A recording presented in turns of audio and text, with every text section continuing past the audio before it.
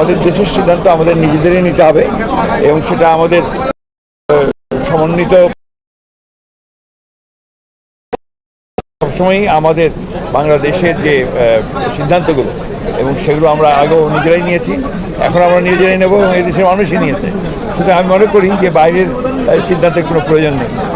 কয়েকদিন বাইরে ছিলেন ঢাকায় আজকে প্রথম কর্মসূচি পালন করলো জামাত ইসলাম সহ বেশ কয়েক 5 দফা দাবি, যার প্রথমটি হচ্ছে জুলাই সনদ বাস্তবায়ন করতে হবে নির্বাচনের আগে বা তার মধ্যে নির্বাচন ক্রিয়ার পদ্ধতি এইসব বিষয় নিয়ে তারা রাজপথে কর্মসূচি পালন করছে আজকে প্রথম দিন। আমি মনে করি এটা কোনো প্রয়োজন ছিল না, কারণ আলোচনা তো শেষ হয়নি, এখন আলোচনা চলছিল। আলোচনা চলা অবস্থায় এই ধরনের কর্মসূচির অর্থই হচ্ছে এই যে একটা অহেতুক একটা চাপ সৃষ্টি করা, যেটা আমি মনে করি যে গণতন্ত্রের জন্য শুভ নয় এবং সঠিক সিদ্ধান্ত নেওয়ার ব্যাপারেও শুভ নয়।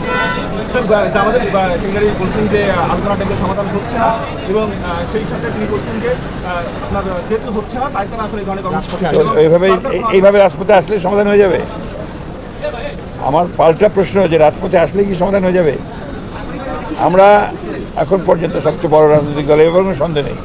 আমরা কিন্তু এখন পর্যন্ত কোনো ইস্যুতে এই আফটার দিস চেঞ্জ, এই পরিবর্তনের পরে কিন্তু আমরা কোনো ইস্যুতেই রাজপথে আসি। আমরা আলোচনার মাধ্যমেই এই সমস্ত কিছু সমাধান করতে চাচ্ছি।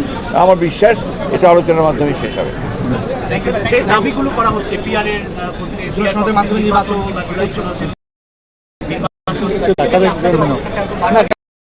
পিআরের ব্যাপারে আমাদের অবস্থান তো অত্যন্ত পরিষ্কার। আমরা পিআরের পক্ষে নই, কারণ আমরা মনে করি যে বাংলাদেশের পিআরের কোনো প্রয়োজনীয়তা নাই।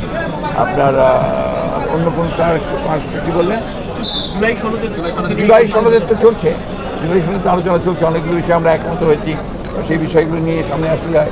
একটা জিনিস যেটা খুব পরিষ্কারভাবে আমি মনে করি যে এখানে যেটাই করা হোক সেটা জনগণের সমর্থনটা হচ্ছে সবচেয়ে বড় প্রয়োজন। জনগণের সমর্থন আসে নির্বাচনের মধ্য দিয়ে, যে পার্লামেন্ট আসে সেই পার্লামেন্টের মধ্যে সেটা আসে। পার্লামেন্ট গট এভরি রাইট, সে সংবিধান পরিবর্তন করতে পারবে, সংবিধানের অ্যামেন্ডমেন্ট করতে পারবে, সেটা তো সেখানেই সম্ভব।